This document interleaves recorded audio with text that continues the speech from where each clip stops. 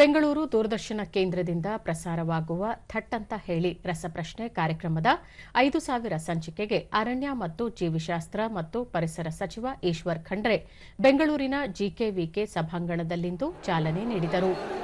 ಈ ಸಂದರ್ಭದಲ್ಲಿ ನಾಡೋಜ ಹಂಪ ನಾಗರಾಜಯ್ಯ, ಶಿಕ್ಷಣ ತಜ್ಞ ಊಡೆ ಪಿ ಕೃಷ್ಣ, ಕಲಬುರಗಿ ವಿಶ್ವವಿದ್ಯಾಲಯದ ಕುಲಪತಿ ಪ್ರೊಫೆಸರ್ ಶಶಿಕಾಂತ್ ಉಡಿಕೇರಿ, ಪರಿಸರ ತಜ್ಞರಾದ ವಿದುಷಿ ರೇವತಿ ಕಾಮತ್, ದೂರದರ್ಶನ ಕೇಂದ್ರದ ಉಪ ಮಹಾನಿರ್ದೇಶಕರಾದ ಭಾಗ್ಯವಾನ್, ಕಾರ್ಯಕ್ರಮ ನಿರ್ವಾಹಕರಾದ ಎಚ್ಎನ್ ಆರತಿ ಸೇರಿದಂತೆ ಹಿರಿಯ ಅಧಿಕಾರಿಗಳು, ಸಿಬ್ಬಂದಿ ವರ್ಗದವರು ಉಪಸ್ಥಿತರಿದ್ದರು.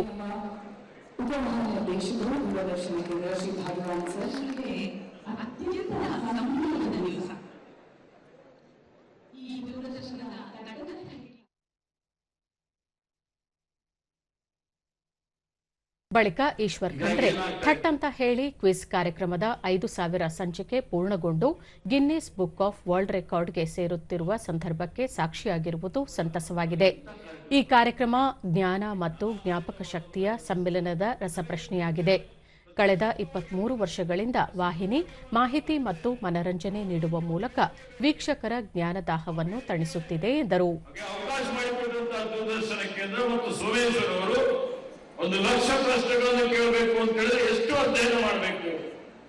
ಅಧ್ಯಯನ ಮಾಡಿ ಅದರಲ್ಲಿ ಎಲ್ಲಾ ಕ್ಷೇತ್ರಗಳಲ್ಲಿ ಕಲೆ, ಸಾಹಿತ್ಯ, ಇತಿಹಾಸ, ವಿಜ್ಞಾನ, ತಂತ್ರಜ್ಞಾನ ಇವೆಲ್ಲದರ ಬಗ್ಗೆ ಪ್ರಶ್ನೆಗಳನ್ನು ಕಲೆ ಹಾಕಿ ಆ ಪ್ರಶ್ನೆಗಳನ್ನು ಕೇಳುವಂತದರ ಮುಖಾಂತರ ಜನರಲ್ಲಿ ಆಸಕ್ತಿ ಮೂಡಿಸಿ ಅವರಿಗೆ ಅಂದ್ರೆ ವೀಕ್ಷಕರಿಗೂ ಸಹಿತ ಮಾಹಿತಿಯನ್ನು ಕೊಡುವಂಥದ್ದು, ಅವರಿಗೆ ಅಧ್ಯಯನ ಮಾಡುವಂಥದ್ದು, ಅವರಿಗೆ ಅದ್ರ ಬಗ್ಗೆ ಅಭಿರುಚಿ ಬೆಳೆಸುವಂತ ಒಂದು ಕೆಲಸ ಏನಿದೆ ಅಲ್ಲ, ನಿಜವಾಗಿಯೂ ಇದು ಬಹಳ ಪ್ರಶಂಸನೀಯ ಕೆಲಸ ಅವರು ಮಾಡಿದ್ದಾರೆ.